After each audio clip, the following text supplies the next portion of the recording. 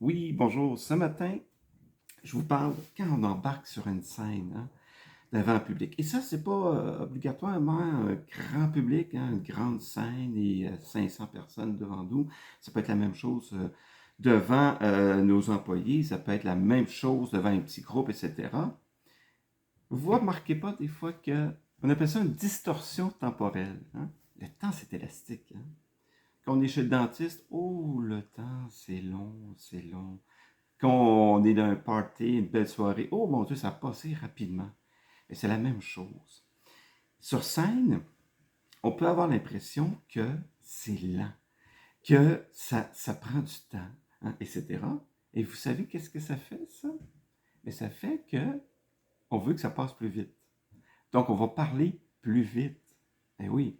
Donc, on va parler plus vite et on a l'impression que ça passe plus vite. Et des fois, on va regarder notre montre et on va dire, oh non, ça fait juste 5 minutes que je suis sur scène. Je ne sais pas si ça vous est déjà arrivé. Moi, ça m'est déjà arrivé. Euh, donc, c'est normal.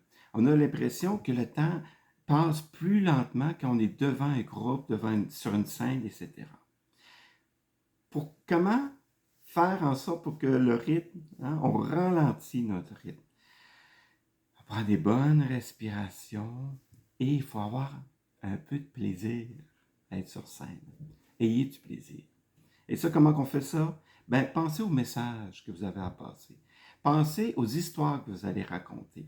L'effet que ça va avoir sur notre public. Peut-être que ça va les faire rire, ça va les faire réfléchir, leur réaction.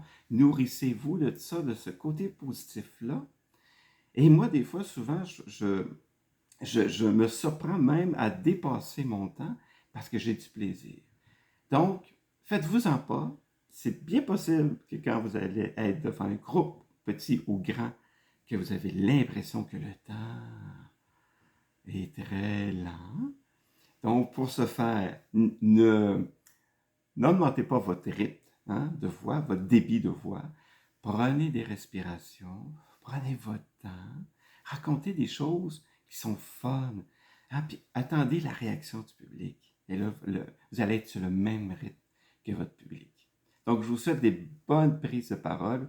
Vous savez, hein, c'est toujours possible de s'améliorer.